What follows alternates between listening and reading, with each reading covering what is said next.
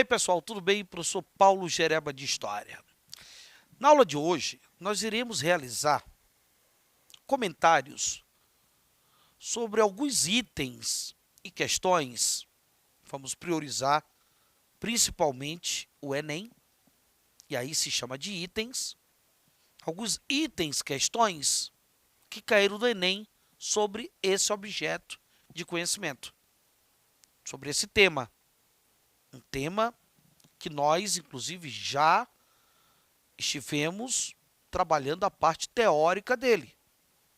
E como eu sempre costumo colocar, seria muito importante que vocês pudessem dar uma olhada na nossa aula sobre a Primeira República Brasileira, também chamada de República Velha, República dos Coronéis, República do Café com Leite.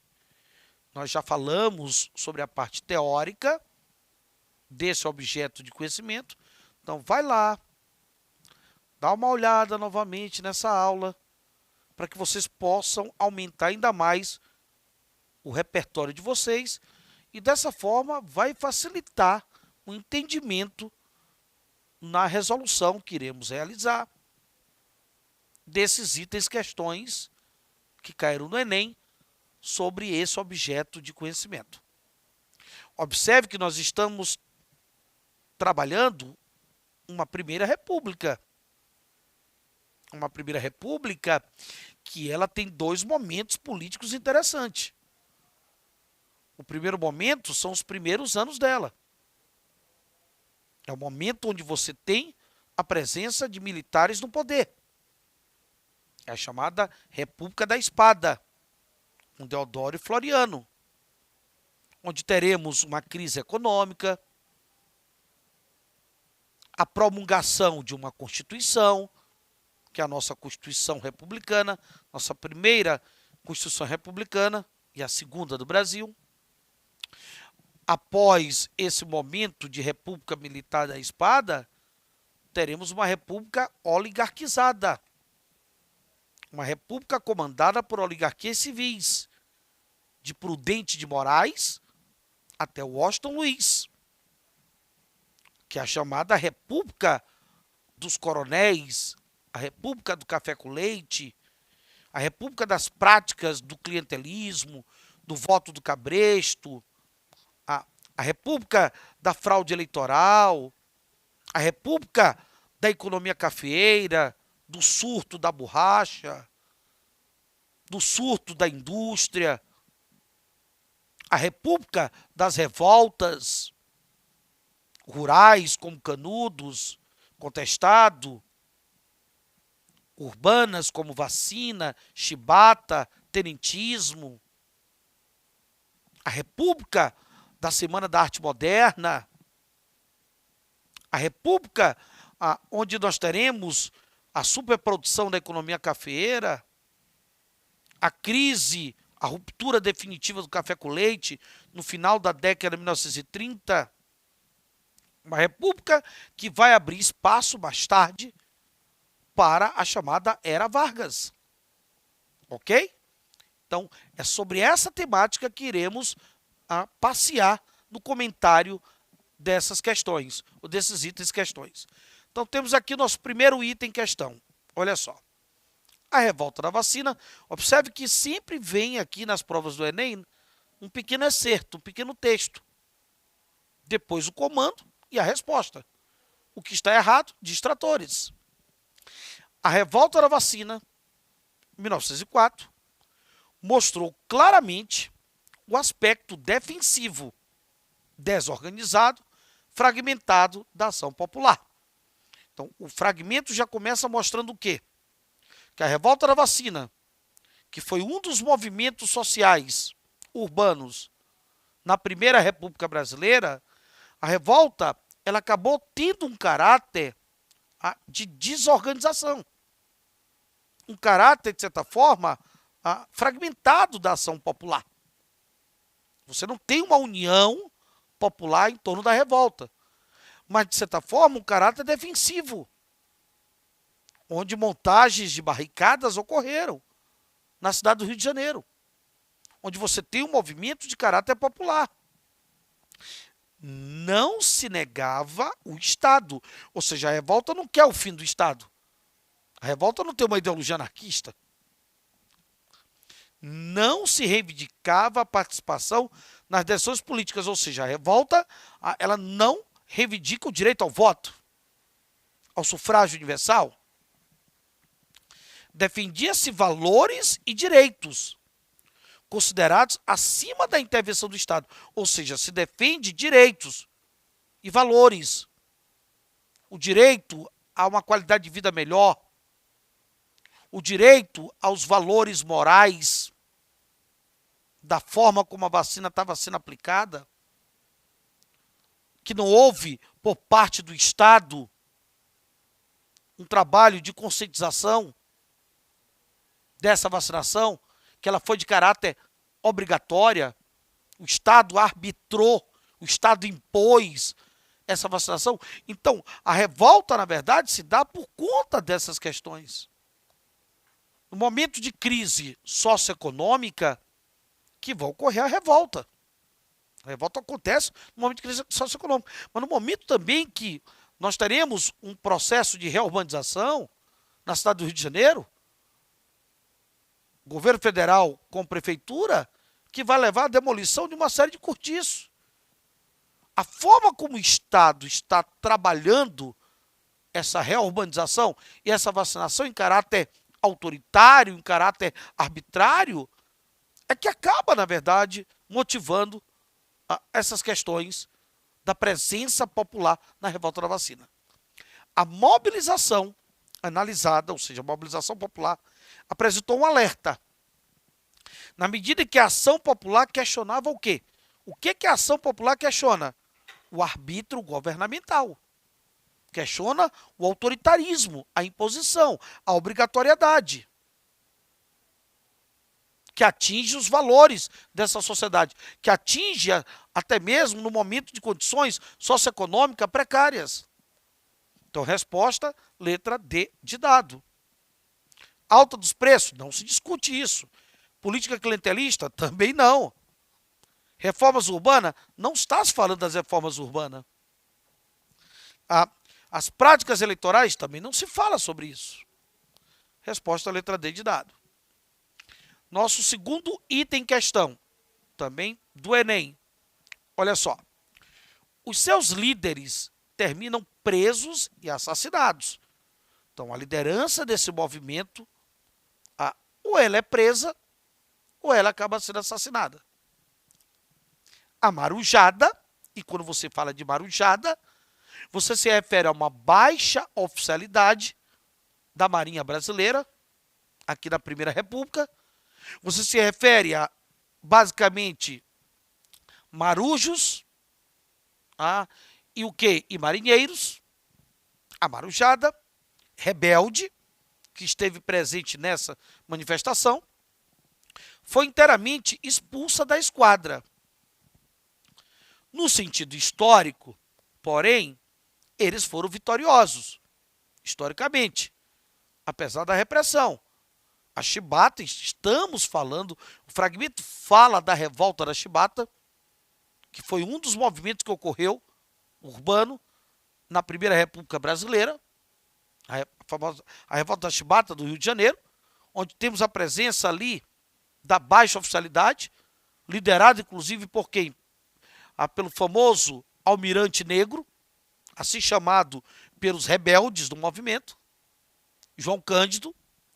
A chibata e outros castigos físicos infamantes nunca mais foram oficialmente utilizados. E essa foi uma das reivindicações do movimento. O movimento reivindicava, principalmente, o fim dos castigos físicos corporais que essa marujada acabava basicamente recebendo, como forma de ser punido. Observe que a revolta, apesar da violenta repressão do Estado, mas a revolta ela consegue acabar com esse tipo de prática oficialmente. Aí ele continua. A partir de então, os marinheiros, agora respeitados, teriam suas condições de vida melhoradas significativamente. Sem dúvida, fizeram avançar a história. Principalmente para acabar com algo que era realizado pela alta cúpula da Marinha. Os altos oficiais da Marinha é que simplesmente realizavam essas práticas. Ou seja, o que prova que existe aí uma mentalidade escravocrata. Uma mentalidade escravagista ainda presente, porque boa parte deles eram negros e mestiços. Então a mentalidade escravagista ela ainda está presente no alto comando oficial da Marinha. Aqui na Primeira República Brasileira. Olha só o comando. A eclosão desse conflito foi resultado de tensões acumuladas na Marinha do Brasil pelo quê? Tensões acumuladas na Marinha pelo quê? Então vamos lá. Engajamento de civis, pelo contrário. A revolta é da marujada, da baixa oficialidade da Marinha. Insatisfação de militares positivistas? Não. A marujada da Marinha. Rebaixamento de comandantes veteranos? Não. Pessoal da ativa. Eles ainda estavam na ativa. Sublevação das classes populares do campo? Não. É Marinha. A revolta ocorre até no Rio de Janeiro. Manutenção da mentalidade escravocrata, da oficialidade, principalmente a auto-oficialidade, após a queda do regime imperial. Quer dizer, mesmo após a queda da monarquia, mesmo após a abolição da escravidão, você tem a alta oficialidade da Marinha castigando fisicamente essa marujada que tem um perfil basicamente de negros e mestiços. Então, resposta à letra E. Ok? Temos aqui o terceiro item em questão. O coronelismo, que foi uma prática muito importante na Primeira República Brasileira. O coronelismo, que representava o grande proprietário de terra. O coronelismo, que está ligado à questão agrária. O coronelismo, que está ali responsável pelo mandonismo local, que exerce o controle do curral eleitoral dentro daquela localidade, daquela regionalidade. O coronelismo que utiliza práticas assistencialistas com esses eleitores do seu curral eleitoral, mas que também usa o voto do cabresto. O coronelismo que mantém relações de troca de favores com as oligarquias que comandam os estados. As oligarquias que comandam os estados, você tem troca de favores entre os coronéis e essas oligarquias. E quando se fala dessas trocas de favores, está se falando de clientelismo. Clientelismo, troca de favores. O coronelismo que foi importante para sustentar a política dos governadores. A política dos governadores, que foi importante para dar sustentabilidade até mesmo a uma hegemonia das oligarquias mineiras e paulistas na Primeira República Brasileira. Observe que as oligarquias mineiras e paulistas, elas acabaram tendo uma hegemonia, evidente que teve ali em 1910, quando Hermes da Fonseca foi eleito, em 1930, quando Vargas chegou ao poder, que foi um momento de desmonte dessa hegemonia oligárquica de mineiros e paulistas no poder a nível federal. A famosa política do café com leite, ou café, como alguns colocam. Uma política que se beneficiou também das práticas do coronelismo. O coronelismo era fruto da alteração na relação de forças entre os proprietários rurais e o governo. Isso significava o fortalecimento do poder do Estado, antes que o predomínio do coronel. O coronelismo foi importante para fortalecer a política dos governadores, para fortalecer as oligarquias estaduais. Nessa concepção, o coronelismo é, então, um sistema político nacional, na medida que ele dá sustentabilidade para os governos estaduais, para as chamadas oligarquias estaduais, com base em barganhas. Olha aí, barganha. Barganhar quer dizer o quê? Troca favores, clientelismo entre os governadores e os coronéis. A troca de favores, a barganhas, que é muito importante para o coronel dar sustentabilidade para aquele seu poder local. O coronel tem um controle dos cargos públicos, tá vendo? Ele controla os cargos públicos dentro daquela localidade, dentro daquela sua regionalidade. Desde o delegado de polícia até a professora.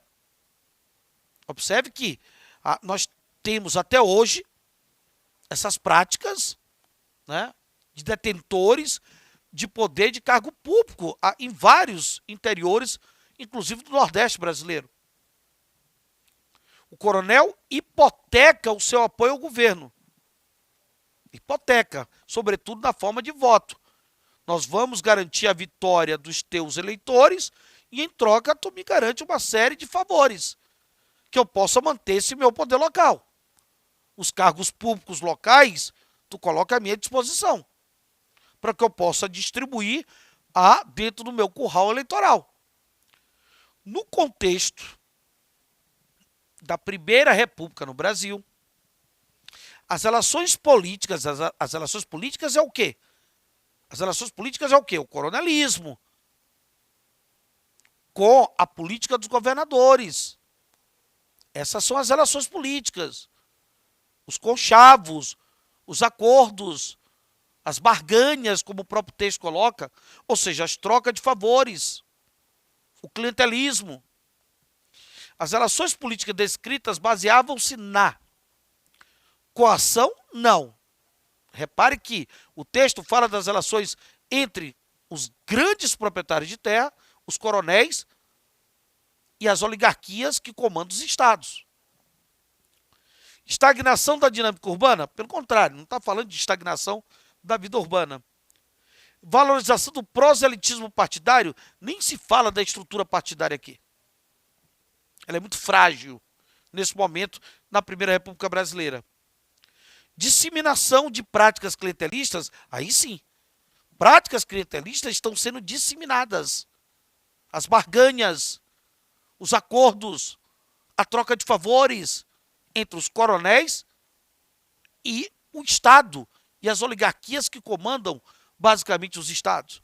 Então, resposta à letra D de dado. Letra E, centralização de decisões? Não, pelo contrário. Repare que ocorre no âmbito do regionalismo e não centralização de decisões. Então, resposta, letra D de dado. Quarto item, questão. Completamente analfabeto, ou quase, sem assistência médica, não lendo jornais, nem revistas, nas quais se limitava a ver figuras. O trabalhador rural, a não ser em casos esporádicos, tem o patrão na conta do benfeitor, ou seja, o patrão é tudo para ele. No plano político, ele luta com o coronel e pelo coronel. Ele luta pelo coronel e com o coronelismo. Aí estão os votos de cabresto, da imposição, que resulta em grande parte da nossa organização econômica rural. Acabamos de falar. O voto do cabresto, da imposição, sobre essa massa rural existente no Brasil da Primeira República. O coronelismo, fenômeno político da Primeira República, tinha como uma de suas principais características o controle do voto, o que limitava, portanto, o exercício da cidadania. Nesse período, esta prática estava vinculada a uma estrutura social de quê? Igualitária? Pelo contrário, estagnada, com relativa harmonia? Não. Tradicional? Não. Ditatorial? Né? A gente não observa isso. Agrária, sim. O poder do coronel, marcado pela concentração de terra e pelo poder político local e regional. Ok? Então, resposta, letra E. Um grande abraço e até o próximo encontro.